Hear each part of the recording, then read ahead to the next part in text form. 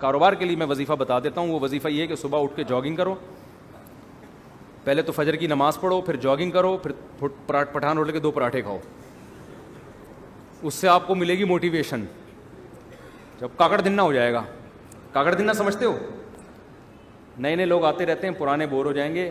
دیکھو قوالی جب شروع ہوتی تھی نا, شروع میں آرام آرام سے چلتا ہے, قوالی میں آرام آرام سے چلتا ہے نا, ایک ہی سر میں ہوتے ہوتے پھر کاکڑ دنہ ایک دم جوش میں آتا ہے. تو کاکڑ دنہ کا مطلب یہ ہوتا ہے ایک دم ہٹو بچوں کام ہو جائے اور ایک دم طبیعت میں جوش آ جائے. تو صبح فجر کی نماز پڑھو, پھر اس کے بعد کرو طبیعت سے جاگنگ, خوب پسینہ نکالو. پراٹھے نہیں کھاؤ, جو مرضی کھانا ہے کھا لو. اس تو ہو جائے گا, کیا ہو جائے گا, کاکڑ دنہ. آپ کی اسپیڈ بڑھ جائے گی. پھر آپ پلاننگ کرو میں نے کرنا کیا ہے, اور تہجد میں 2 رکعت پڑھ کے اللہ سے دعا بھی مانگ لو کہ اللہ مجھے رزق دے. حدیث میں آتا ہے اللہ تعالیٰ رات کے آخری حصے میں آسمان دنیا پہ آ کے کہتے ہیں حل من مسترزق ارزق لا, کوئی ہے روزی طلب کرنے والا, میں اس کو روزی دوں.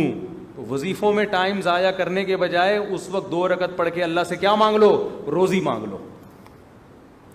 ہمارے یہاں کیا کرتے ہیں, میں کسی کو بتاتا ہوں نا تہجد میں 2 رکعت پڑھ کے اللہ سے روزی مانگ لے. وہ تہجد میں 2 رکعت پڑھنے کے لیے اٹھتا ہے, اس کے بعد پھر سوتا ہے, 1 بجے اٹھتا ہے پھر وہ. تو اللہ کیا کہے گا, مانگ تو روزی رہا ہے, کام سارے نحوست والے کر رہا ہے. روزی کو دھکا دینے والی بات ہے نا.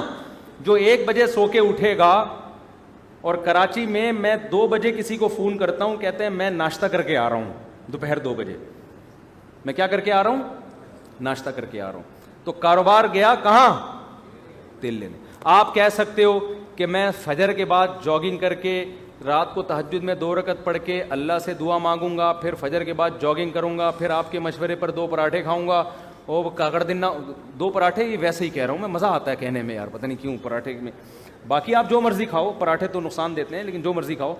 اس کے بعد پھر میں جب یہ سارے کام کروں گا, میں دکان جاؤں گا تو میرے علاوہ کوئی بندہ شاپ پہ ہوگا ہی نہیں. تو کاروبار کیسے چلے گا صبح صبح؟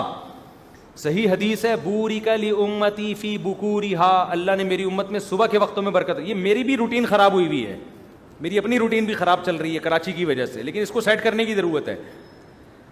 تو صبح حدیث میں آتا ہے اللہ نے برکت رکھی ہے. اب لوگ کہتے ہیں ہم جب صبح دکان پہ بیٹھیں گے تو ہمارے علاوہ اس پوری کائنات میں کوئی بھی نہیں ہوگا, تو کسٹمر ہوگا ہی نہیں, تو کاروبار چلے گا کہاں سے؟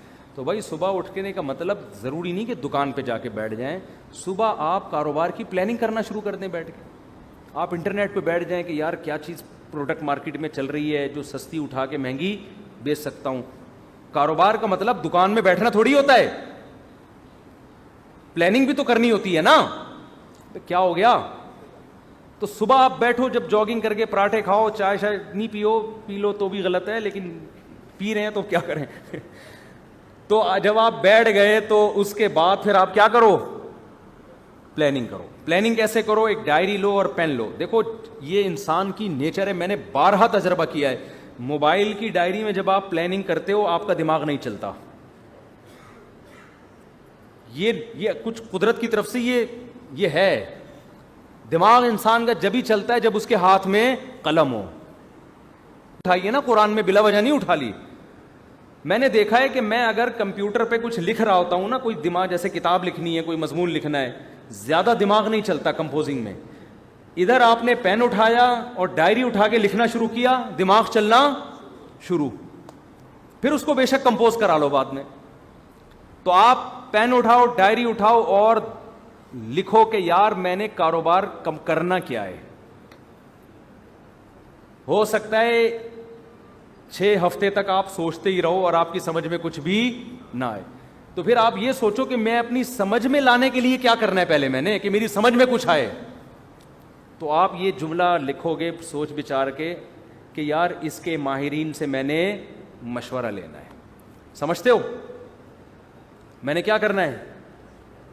کباڑ کا کام ہے آپ کا, تو کباڑ کے ماہرین سے کیا کرنا ہے؟ مشورہ لینا ہے. وہ مشورہ دیں گے نہیں آپ کو.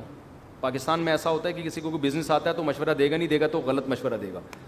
جب آپ اس کے پاس جاؤ گے کہ کاروبار چل ہی نہیں رہا, رو رہے ہیں یار ہم تو کچھ ہے ہی نہیں, حالانکہ کروڑوں روپے کما رہا ہوگا, اس کو یہ ہوگا کہ یہ بھی نہ شروع کر دے کہیں.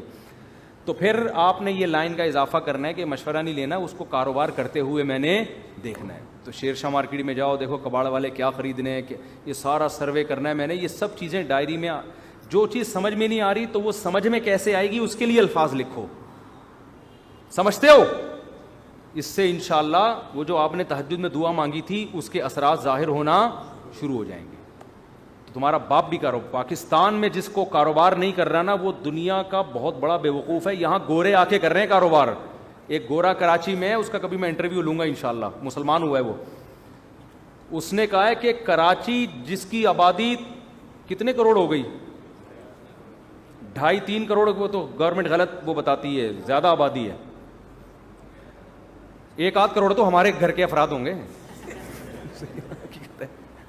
تو اتنی آبادی ہے. مجھے ایسا لگتا ہے کراچی کی جو آبادی کو کاؤنٹ کیا, میرے بچے نکال کے کاؤنٹ کیے ہیں ان لوگوں نے, مجھے ایسا لگتا ہے. تو اتنی بڑی آبادی میں تو بھی اگر کسی کا بزنس, یورپ تو ترستا ہے ایسی آبادی کے لیے, سمجھتے ہو؟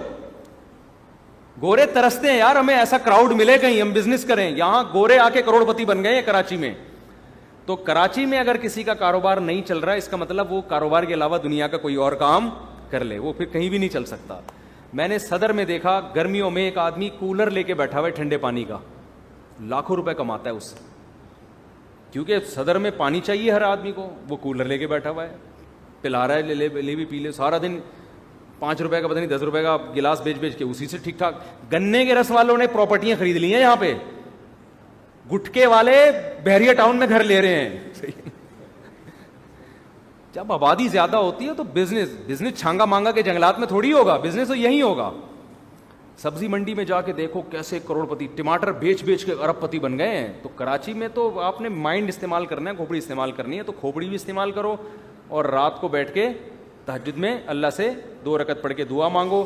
صبح دوڑو, اس لیے میں کہہ رہا ہوں کہ اگر صبح دوڑے نہیں تو پھر کیا ہوگا کہ سستی میں پڑے ہی رہو گے. شیر شاہ کون جائے کباڑ میں جا کے, اور اگر گئے تو کمر میں درد, گھٹنے میں درد. اور اس نے کہا کہ یار یہ ذرا اسٹیل تھوڑی سی اٹھائی, اور جس زاویے سے اٹھائی قیامت تک کے لیے ویسے ہی ہو گئے. ایک صاحب نے مجھے اپنا واقعہ سنایا, کہہ رہے میں حج کرنے کے لیے گیا, ان کی عمر 50 سے اوپر تھی, سچا واقعہ ہے. کہتے ہیں میں حج کرنے کے لیے گیا تو پہلے چکر میں رمل کرنا پڑتا ہے نا, تھوڑا اکڑ کے. کہہ رہے میں نے یوں کیا تو میں یوں ہی ہو گیا, کیونکہ عادت ہی نہیں تھی ورزش کرنے کی, چلنے پھرنے کی.